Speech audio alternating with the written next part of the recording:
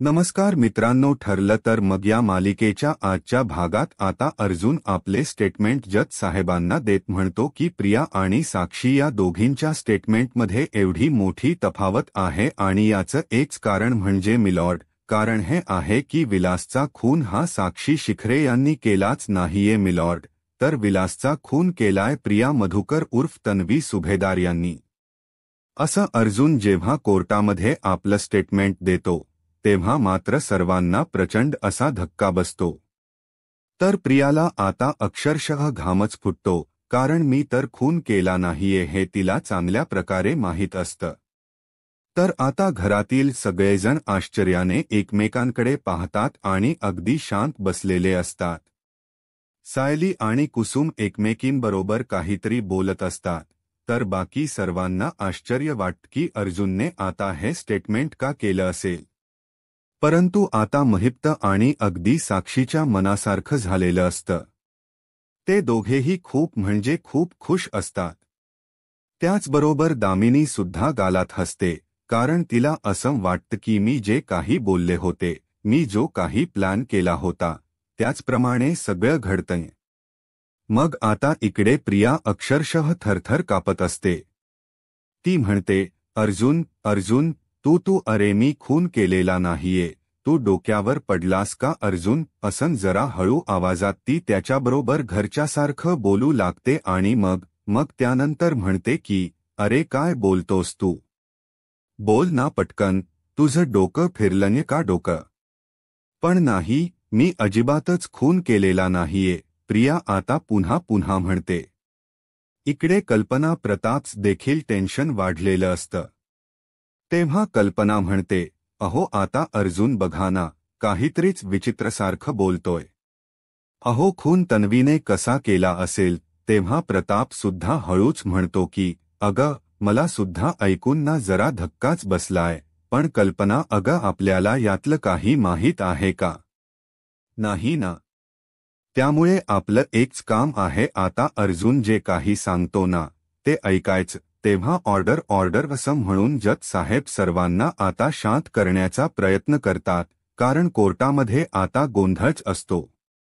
त्यानंतर रविराज उठतो आणि ऑब्जेक्शन घेत म्हणतो, इतके बिनबुडाचे आणि बेछूट आरोप मी या अगोदर कोर्टामध्ये तर कधी ऐकलेच नव्हते। असं म्हणून आपल्या लाडक्या लेकीची बाजू तो घेतो आणि एका आरोपीवरचे आरोप सिद्ध करता येत नाहीये म्हणून आई विटनेसलाच आरोपी केलं जातं। हा काय पोरखेळ चालवलाय का कोर्टामध्ये?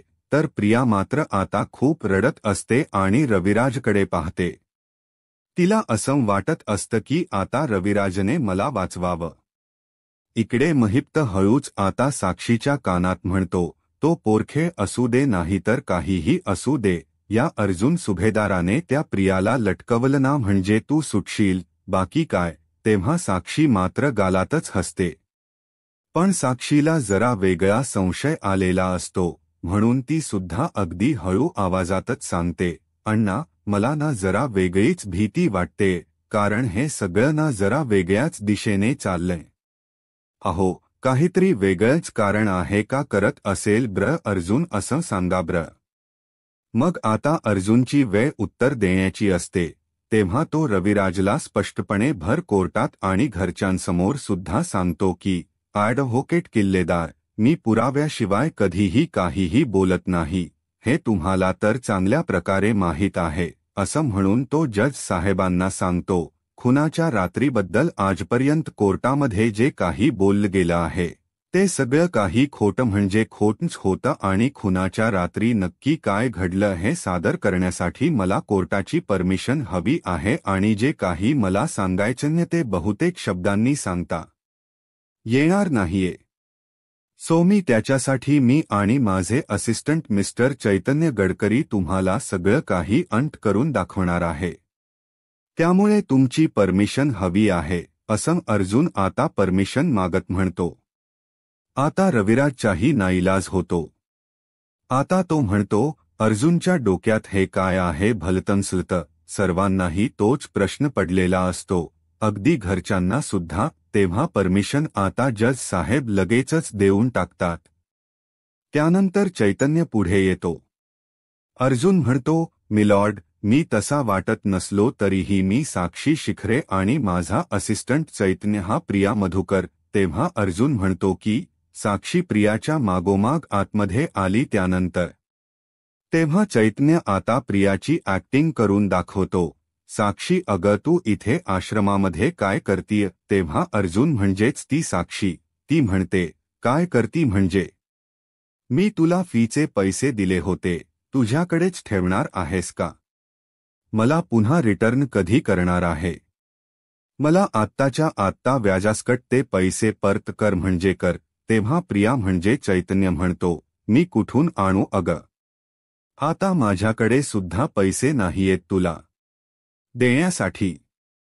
आश्रमामध्ये कोणी असतं तर मी मागितले असते, पण आता कोणीच नाहीये इथे. मी कुठून देऊ ब्र तुझे पैसे? असं जेव्हा प्रिया म्हणते तेव्हा साक्षी म्हणजेच अर्जुन म्हणतो, तसंही आश्रमात आता कोणीच नाहीये, कारण मीच त्यांना बाहेर पाठवलेलं आणि सिनेमाची तिकीट सुद्धा मीच काढली आहे. तेव्हा प्रिया म्हणते, हो का? एवढं वाटत होतं तर मग नव्हती काढायची सतू सिनेमाची तिकीट? तेव्हा आता असं प्रिया म्हणत असते, पण चैतन्य तिच्या तोंडून बोलत असतो. अर्जुन म्हणतो, नाही चैतन्य, अरे प्रियाला ती तिकीट फुकट मिळाली होती आणि फुकट मिळालेल्या गोष्टीला प्रिया कधीच असं म्हणणार ही द्यायची नको होती ना. आता अशी साक्षी आणि प्रियाची ऍक्टिंग जबरदस्त हे दोघेही करत असतात. ते पाहून सायली मात्र गालातच हसते, तर प्रियाला अगदी कसं तरी होत असतं, कारण आता सर्व प्रकरण आपल्यावर शेकतन्य हे तिला चांगल्याच प्रकारे माहीत असतं. तेव्हा दामिनी आता ऑब्जेक्शन घेते, एक्झॅक्टली, हे नक्की काय चाललंय?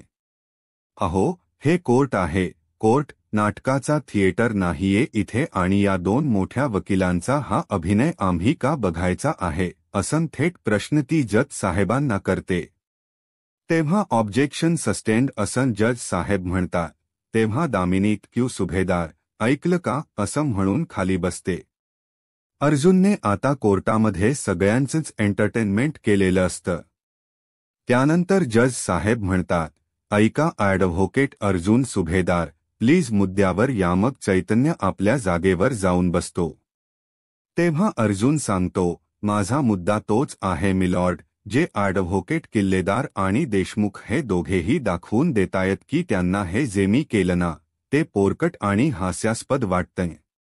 पण मिलॉर्ड, मला एक गोष्ट कळत नाहीये.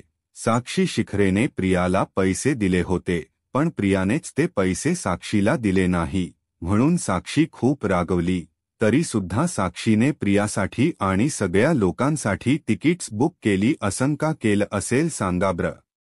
आणि प्रिया थिएटरमध्ये असताना साक्षी ही दिलेले पैसे मागण्यासाठी आश्रमामध्ये गेली होती आणि पहाना मिलॉर्ड, त्याच वेळेला योगायोगाने अगदी प्रियाच्या पोटातही दुखतं आणि ती पुन्हा कुठे जाते तर आश्रमामध्येच. पण इथे ना एक पॉइंट मिसिंग आहे, कारण प्रियाच्या स्टेटमेंटमध्ये प्रिया म्हणाली आहे की प्रिया आणि विलास हे दोघेही एकत्रच आश्रमामध्ये आले होते. पण तुम्ही पहाना साक्षीच्या या स्टेटमेंटमध्ये साधा विलासचा उल्लेख सुद्धा नाहीये. मग आता सगळेजण या गोष्टीवर विचार करू लागतात, अगदी जज साहेब सुद्धा, कारण जुनच म्हणणं पटण्यासारखं असतं. त्यानंतर अर्जुन म्हणतो, ॲडव्होकेट देशमुख हे पहा, या कोर्टामध्ये नाटक नक्कीच सुरू आहे, पण ते नाटक मी आणि चैतन्य करत नाही आहोत. हे नाटक ना प्रिया मधुकर आणि साक्षी शिखरे या दोघीही करत आहेत, एवढं लक्षात ठेवा. त्या रात्री जे काही घडलं होतं, अगदी सुरुवातीपासून ते सर्व प्लॅनिंग या दोघींनी मिळूनच केलं होतं. तेव्हा प्रिया आणि साक्षी या दोघीही खूप घाबरतात, तर रविराजकडे बोलण्यासारखं आता काहीही नसतं. कोर्टामध्ये पुन्हा एकदा कुजबूज सुरू होते की खरंच साक्षीने आणि प्रियाने हे केलं असेल. सगळेजण आता मोठ्या मोठ्याने आपापसात जेव्हा बोलू लागतात, तेव्हा मात्र दामिनीचं डोकं आता फिरतं. तर आता घरातील सगळेजण नुसते एकमेकांकडे पाहत असतात, कुणी तर कुणाबरोबर काही बोलत सुद्धा नसतं. तेव्हा जज साहेब आता थोडा यांचा ड्रामा झाल्यानंतर ऑर्डर ऑर्डर असं म्हणतात आणि सगळ्यांना शांत करतात. त्यानंतर जज साहेब, ॲडव्होकेट अर्जुन सुभेदार, प्लीज कंटिन्यू असं म्हणतात आणि कामकाजाला सुरुवात करायला सांगतात. पुन्हा एकदा अर्जुन प्रिया जवळ जाऊन उभा राहतो, तर वैतागलेली आणि घाबरलेली प्रिया म्हणते, मी खून केलेला नाहीये, खुनाचा खोटा आय मी उगीचच स्वतःवर घेणार सुद्धा नाहीये आणि असं विलासचा खून करून मला तरी काय मिळणार होतं. तेव्हा अर्जुन म्हणतो, पैसा मिळणार होता आणि कसं आहे ना, तुम्ही तर अगदी पूर्वीपासूनच पैशांच्या लोभी आहात. अहो, मी बरेच किस्से ऐकले आहेत तुमचे, कारण आश्रमामध्ये असताना तुम्ही बऱ्याच वेळा चोरी सुद्धा केली आहे ना. अहो, अक्षरशः तुम्ही देवासमोरून पैसे उचलले, तर कधी काकू किंवा कुसुम ताईच्या बॅगेमधून सुद्धा पैसे चोरले आहेत. तेव्हा आता अस्मिता मात्र सायलीकडे पाहते आणि एकदम गप्प बसते. इकडे आता नागराज म्हणतोय, दादा, अरे अर्जुनला थांबव जरा. अरे, हा खुनाचा आळ तर तिच्यावर केलेला खोटाच आहे, पण या चोरीचा आळ सुद्धा तो घेतोय आपल्या प्रियावर. तेव्हा रविराजला माहीत असतं कुठे काय कसं बोलायचं. त्यामुळे नागराजला तो म्हणतो, हे बघ, आश्रमातले कुसुम आणि त्याचबरोबर मधुभाऊ इथेच आहे, त्यामुळे त्यांना खरं काही खोट माहीत आहे. आपण मध्ये बोललो तर अर्जुन त्यांना सुद्धा साक्ष द्यायला लावेल, मग आपण काय करायचं. त्यामुळे शांत राहिलेलं बरं. त्यानंतर अर्जुन प्रियाला म्हणतो, तुमच्या लोभी स्वभावाचं उत्तम उदाहरण सांगू तुम्हाला. जेव्हा आश्रम विकत घेण्यासाठी महिप्त शिखरे आणि साक्षी शिखरे हे तिथे आले होते, तेव्हा सगळ्यांनी अक्षरशः नकार दिला होता.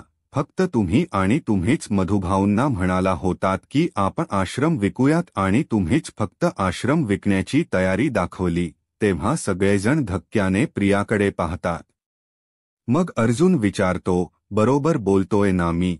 तेव्हा प्रियाला तो भूतकाळ आठवतो की कशाप्रकारे ॲडव्हान्स म्हणून अगदी 10 लाख रुपयांची पेटी जेव्हा साक्षी महिपने दिली होती, तेव्हा मी मधुभाऊंना कशाप्रकारे कन्व्हिन्स करत होते. परंतु मधुभाऊंनी अजिबातच माझं ऐकलं नव्हतं. तेव्हा इकडे साक्षी हे सगळं ऐकून मात्र गालातच हसते, तर दामिनी सुद्धा कल्पना मात्र डोक्यालाच हात लावते. तेव्हा अर्जुन विचारतो, मधुकर पाटील, तुम्हाला काही बोलायचं का या विषयावर. तेव्हा मधुभाऊ म्हणतात, हो, मला काहीतरी बोलायचं. जज साहेब आता विटनेस बॉक्समध्ये यायला सांगतात.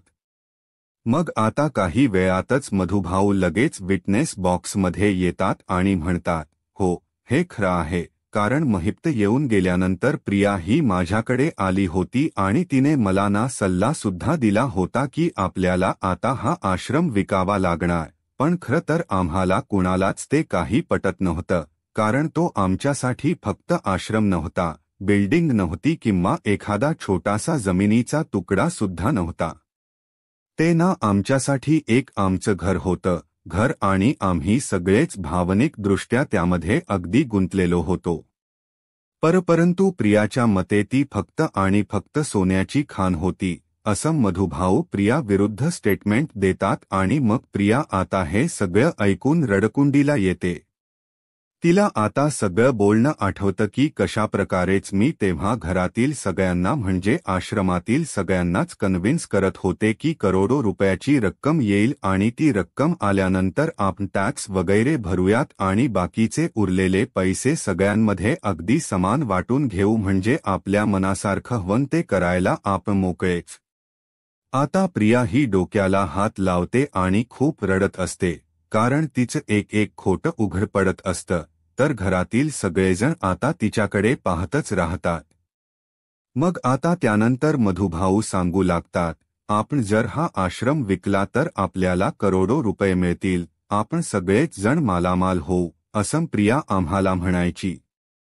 तेव्हा अर्जुन बरोबर मधुभाऊंचा तो शब्द हेरतो आणि म्हणतो, मालामाल मिलॉर्ड. मालामाल म्हणजे मिस प्रिया मधुकर यांना लहानपणापासूनच पैसा स्वतःसाठी वापरून मालामाल व्हायचं होतं आणि म्हणूनच मिस साक्षी शिखरे यांच्याकडून प्रिया मधुकर यांनी पैसे घेण्यासाठी सुरुवात केली. पण मिलॉर्ड, हे पैसे कुणाच्याही फीसाठी नव्हतेच. हे पैसे मिस साक्षी शिखरे यांना आश्रमाची जमीन मिळावी म्हणून प्रिया मधुकर यांची धडपड सुरू होती. तर इकडे साक्षी आणि महिप्त मात्र एकमेकांकडे पाहून गालात हसतात. दामिनी पण गालात हसते आणि तिचा खूप मोठा भ्रम होतो, गैरसमज होतो आणि ती मनातच म्हणते, अरे बापरे, मी जे करायचं ठरवलं होतं ते तर अर्जुनच करतोय. आता खुनाचा सगळा काही दोष जो आहे तो प्रियावर वळवतोय म्हणजे आपोआपच आता साक्षी सुटेल. या भ्रमामध्ये दामिनी असते आणि पुन्हा एकदा हसते, एकदम रिलॅक्स राहते. इकडे पूर्ण आजींना जरा टेन्शन्स आलेलं असतं. त्या म्हणतात, कल्पना, प्रिया घरामध्ये कशीही वागत असेल, तिच्यावर असे खुनाचे आणि चोरीचे आरोप केलेले मला नाही सहन होत. तेव्हा का असं करतोय तो कळतच नाही, असं अर्जुनबद्दल पूर्णा आजी म्हणतात. तेव्हा कल्पना म्हणते, हो बघा ना आई, हेच मलाही कळत नाही ना की काय चाललंय अर्जुनचं. मग त्यानंतर अर्जुन म्हणतो, मिलॉर्ड, आणि अशा लोभी प्रियाला विलासने मधुभाऊंना तिजोरीत ठेवण्यासाठीची मोठी रक्कम सुद्धा दिली होती. मग हिच्या तोंडाला पाणी सुटलं. आधीच साक्षी ही प्रियाकडे पैसे मागत होती आणि हिला पैसे देणं कसंच शक्य नव्हतं आणि मधुभाऊ सुद्धा आश्रम विकत नव्हते. अशा परिस्थितीमध्ये खूप पैसे मिळवण्याची संधीही तिच्या समोर होती आणि त्यामध्ये हेच कारण ठरलं की तिने विलासचा खूनच केला. हे ऐकल्यानंतर आता सर्वांना जबरदस्त असा धक्का बसतो, तर महिप्त साक्षी मात्र हसत असतात. त्यानंतर आपल्या लेकीवर असे बेछूट आरोप अर्जुन पुन्हा करतोय ते सुद्धा पुराव्यांशिवाय, हे काही रविराजला सहन होत नसतं आणि मग तो म्हणतो, ऑब्जेक्शन युवर ऑनर. मग आता असा खुनाचा आरोप करण्या अगोदर अर्जुन सुभेदारांनी हे सांगावं की त्याच्याकडे नक्की काय काय पुरावे आहेत.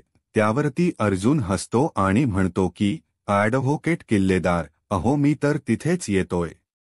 अहो, तुम्ही जरा धीर धरा, जरा बसा, शांतपणे बसा. तेव्हा जज साहेब ऑब्जेक्शन ओव्हररूल असं म्हणतात.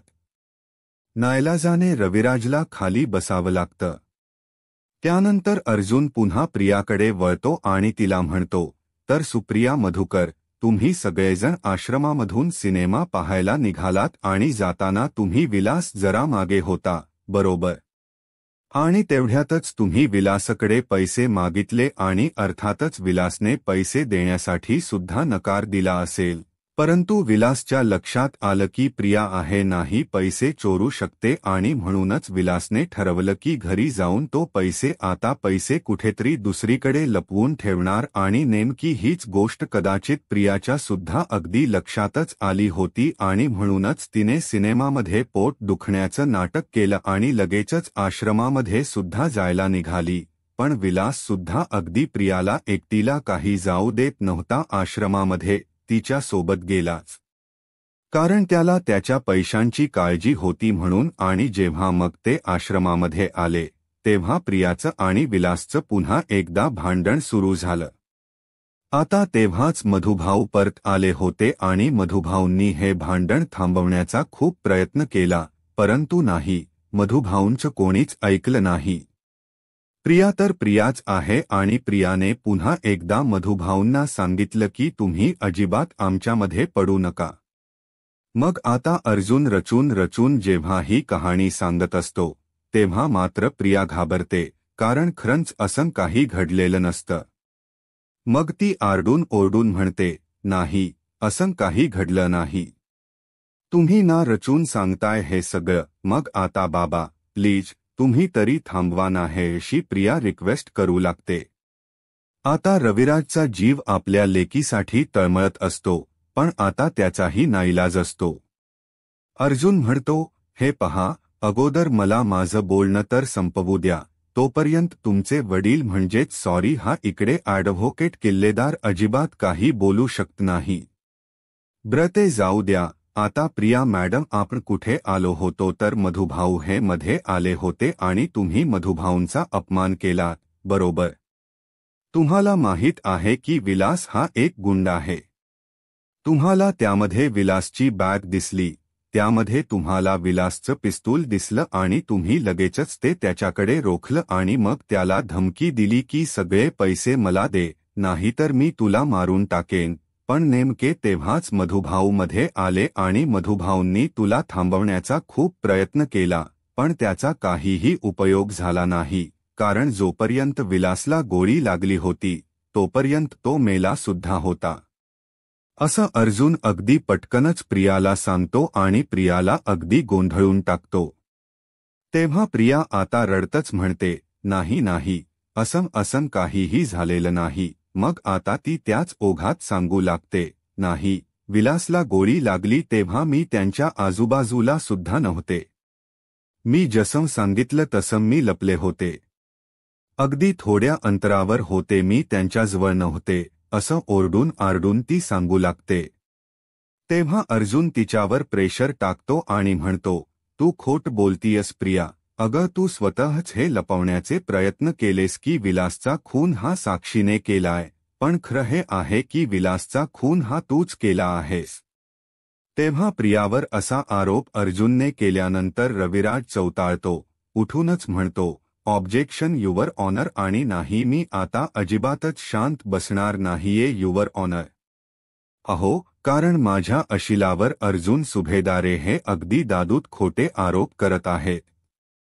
तिच्या शारीरिक आणि मानसिक अवस्थेचा विचारच ते करत नाहीयेत आणि या अशा परिस्थितीमध्ये जर तिला काही झालं तर त्याची जबाबदारी कोण घेणार युवर ऑनर, असा थेट प्रश्न प्रियासाठी, आपल्या लेकीसाठी रविराज हा कोर्टाला करतो।